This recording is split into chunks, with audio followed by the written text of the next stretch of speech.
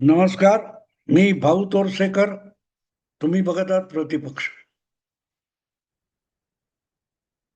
मित्रांनो, मराठीमध्ये एक म्हण आहे, शुंभ जळलं तरी पीळ जात नाही.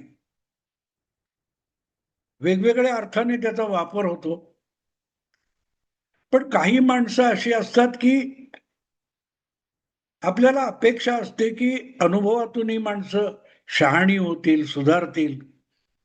पण ती सुधारण्याची शक्यता नसते. म्हणूनच ते म्हणतात ना, की नुसतं हेच नाही, आणखीन एक म्हण, की कुत्र्याचं शेपूट वाकडं ते वाकडं.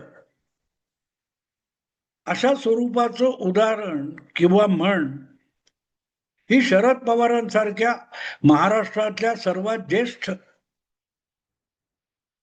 राजकीय नेत्याविषयी वापरावी लागणं यासारखं दुर्दैव नसतं मित्रांनो. दुर्दैव नसतं. म्हणजे कधी कधी असं वाटतं की कधी काळी आपण या माणसाबद्दल चार शब्द चांगले लिहिले होते, बोललो होतो. हे सुद्धा आपण केलेलं पाप आहे असं कधी कधी वाटतं. आता काल परवा त्यांचा एक नवा वाद सुरू झालाय. म्हणजे अगदी आपल्या पायावर उभं राहून निवडणूक आयोगाच्या कार्यालयात जाऊन आपला उमेदवारी अर्ज भरण्याची क्षमता नसताना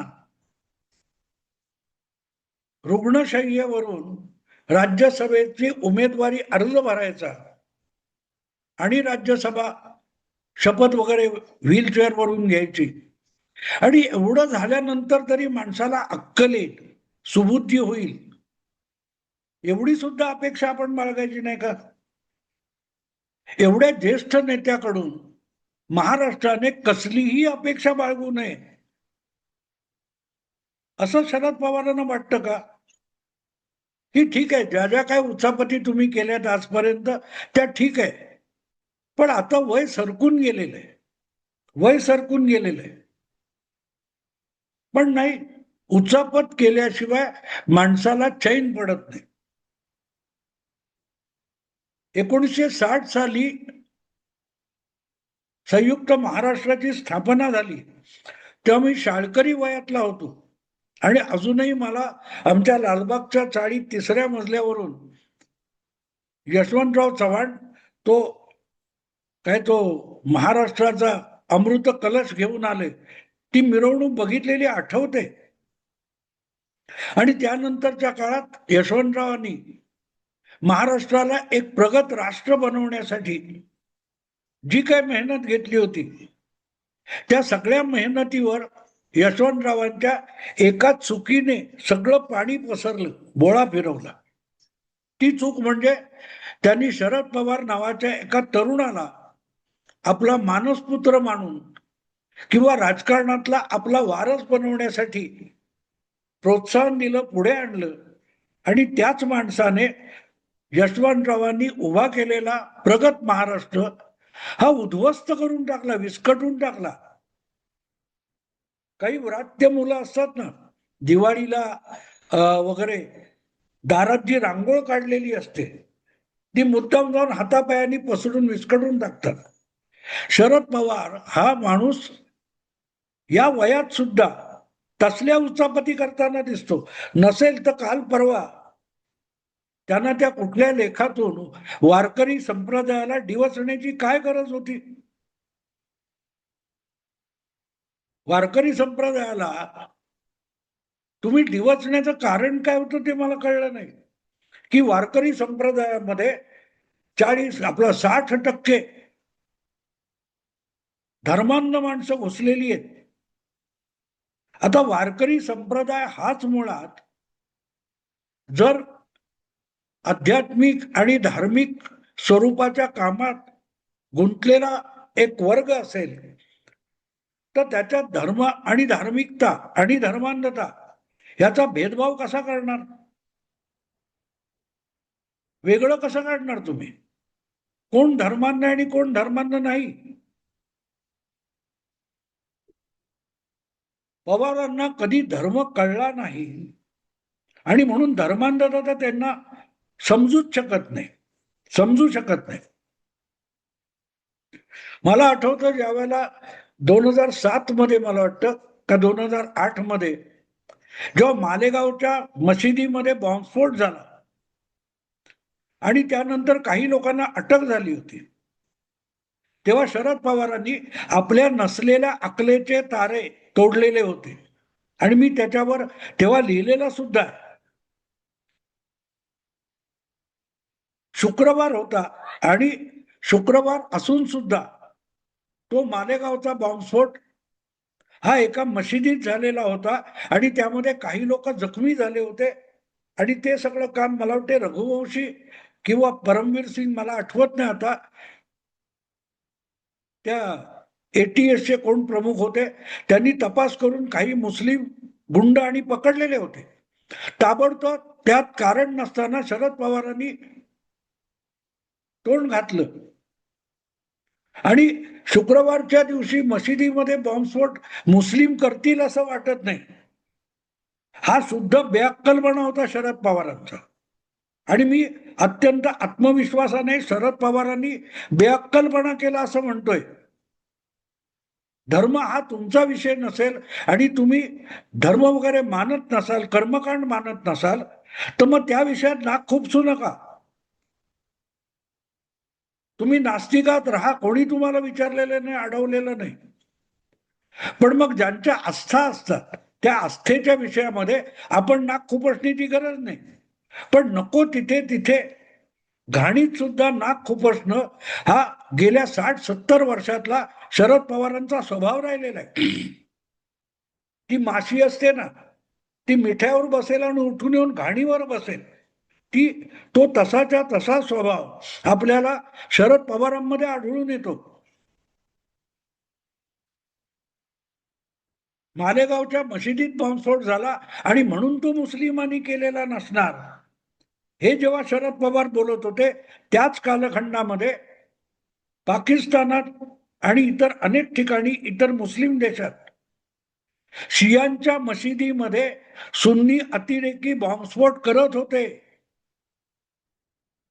डझनावारी संख्येने शुक्रवारी मुस्लिम मशिदीमध्ये मरत होते, घातपाती स्फोटामुळे मरत होते.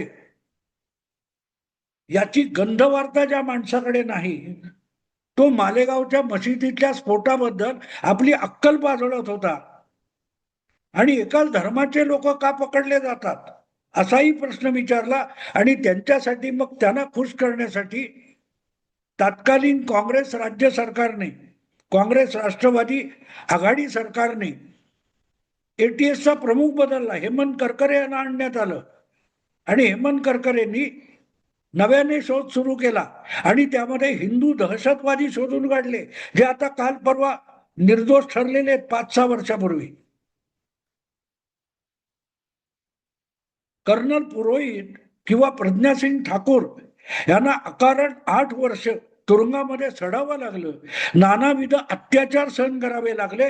त्यातला आरोपी नंबर 1 कोण घातपाती असेल तर तो शरद पवार नावाचा आरोपी आहे. शरद पवारांनी असली अक्कल उधळली नसती तर मग ATS बदलून त्यामध्ये हिंदू दहशतवाद शोधला गेला नसता. पण असल्या गोष्टी करणं आणि त्या हिंदू विरोधी असतील या दृष्टीने काळजीपूर्वक प्रयत्न करणं, जगामध्ये सर्वाधिक दहशतवादी मुस्लिम का असतात याचा शोध शरद पवारांना कधी घ्यावासा वाटला नाही. पण हिंदूंमधले दोष शोधत बसायचं. दगडूशेठ हलवाई गणपतीच्या मंदिराच्या दारात जायचं आणि आपण आज मटण खाल्लंय म्हणून दर्शन घ्यायला आत येत नाही म्हणायचं. तिकडे जायचं कशाला हो, नका जाऊ. जसा बाप तशी मुलगी. आमच्या विठ्ठलाला मटण चालतं हे सुप्रियाताई म्हणाल्या ना. असल्या दिवट्या लोकांनी धर्माच्या गोष्टीत आपलं नाक खुपसण्याची काय गरज आहे. रामकृष्ण हरी असं म्हटलं की तुम्ही वारकरी वगैरे होत नाही, माझ्या विठ्ठलाला मटण चालतं असं म्हणणारी पोरगी यांनी जन्माला घातली आहे आणि ते आता वारकऱ्यांना शहाणपण शिकवायला निघाले. वारकऱ्यांमध्ये प्रतिगामी लोक 60% घुसलेत. प्रतिगामी आणि पुरोगामी ठरवण्याची काय प्रयोगशाळा काढली तुम्ही? शरद पवारांनी अशी कुठची लॅबोरेटरी काढली का प्रयोगशाळा की तिथे रासायनिक किंवा आणखीन कुठच्या वैज्ञानिक पद्धतीने पुरोगामी कोण आणि प्रतिगामी कोण याची चाचणी करून सर्टिफिकेट वाटायचा धंदा करता तुम्ही? अशा लोकांसाठी तुकाराम महाराजांनी म्हटलेलं आहे, अशा नरा माराव्या मोजूनी पैजारा. म्हणजे तुकाराम महाराज किती ग्रेट असतील की पुढल्या काळामध्ये कधी 400-500 वर्षानंतर शरद पवार नावाचा माणूस त्या पुणे जिल्ह्यामध्ये जन्माला येणार आहे. त्याच्यासाठी तुकाराम महाराजांनी शेकडो वर्ष आधी अभंग लिहून ठेवला, अशा नरा माराव्या मोजूनी पैजारा. आणि लोक पदोपदी शरद पवारांना पैजारा मारतायत. पण म्हणून माणसाचं डोकं ठिकाणावर येईल असं नाही. मला कोणीतरी एकाने सांगितलं होतं की डुक्कर असतं ना, त्याला शुद्ध एखाद्या स्विमिंग पूलमध्ये स्वच्छ पाण्यामध्ये सोडलं तर ते चिखलात जाऊन लोळून लोळून त्या स्विमिंग पूलचं पण चिखलाचं खातेरं करून टाकेल. शरद पवारांचा स्वभाव किंचितही वेगळा नाही. कुठे काही सुटसुटीत चाललेलं दिसलं की त्याच्यामध्ये विचका करून टाकायचा. वारकरी संप्रदाय हा शेकडो वर्ष वाऱ्या करतोय. आपल्या पद्धतीत त्यांनी परकीय आक्रमणाला तोंड देणार एक चळवळ उभी केलेली आहे. ज्या वेळेला देवळं वाचवणार नेतृत्व या राज्यात नव्हतं, शिवाजी महाराज उदयाला आलेले नव्हते, अशा वेळेला हिंदू धर्माला आणि हिंदू प्रथा परंपरेला, भारताच्या हिंदू संस्कृतीला जपण्याचं काम वारकरी संप्रदायाने केलेलं आहे. ज्या वेळेला आपण हिंदू आहोत आणि हिंदू प्रमाणे जगतो हे सांगायची आणि दाखवायची सुद्धा भीती होती, दहशत होती. अशा वेळेला गावोगाव चालत जायचं, भजन म्हणत जायचं, हिंदू देवदेवतांचं गुणगान करत जायचं आणि दुसऱ्या गावात रात्री मुक्काम करायचा. त्या गावातल्या लोकांना धीर द्यायचा आणि त्यांनी या वारकऱ्यांना जेऊ खाऊ घालून आपण हिंदू आहोत ते दाखवायचं. ही एक चळवळ होती. पवारांना ती कधी कळणार नाही. सत्तेच्या आयत्या बिळावर नागोबा म्हणून बसताना आपल्या कुटुंबाची, परिवाराची, शेतकरी कामगार पक्षाची परंपरा लाथाडून काँग्रेसच्या आयत्या बिळावर सत्तेवर जाऊन बसलेला हा नागोबा, त्याला वारकरी संप्रदाय कळणार नाही. ज्यांनी कसलीही अपेक्षा न बाळगता डझनावारी शेकडो पिढ्या वारकरी चळवळ चालवलेली आहे. या देशाची संस्कृती, परंपरा, बुद्धी शाबूत ठेवण्याचं काम वारकरी संप्रदायाने केलेलं आहे. तिथे धर्मांधता घुसली, आता साक्षात्कार यांना कधी झाला? तुमच्याच नाकाला हे सगळे वास कसे येतात? कुठच्याही एखाद्या फुलाच्या बागेत नेऊन सोडा, शरद पवार त्या दुर्गंधी कशी आहे सांगू शकतील? चांगलं बघायचं नाही. गांधीजींची ती काय माकडं म्हणतात ना, वाईट बघू नये, वाईट ऐकू नये, वाईट बोलू नये, त्यातलं हे माकड आहे, त्याला चांगलं बघवतच नाही. कुठल्याही सोयीशिवाय शेकडो वर्ष वाऱ्या चालतात आणि त्यामध्ये सगळ्या धर्माचे लोक असतात. अगदी आजकाल तर परदेशी, अगदी ख्रिश्चन असलेले लोक सुद्धा, गोरे लोक युरोपातून, अमेरिकेतून त्या वारीला येतात. तिथे कोणी त्यांना बाजूला बसवले, लांब बसवले, वाडीत टाकले. तिथे पुरोगामी प्रतिगामी असा एक जातीभेद निर्माण करण्याचा प्रयत्न करण्याची गरज काय?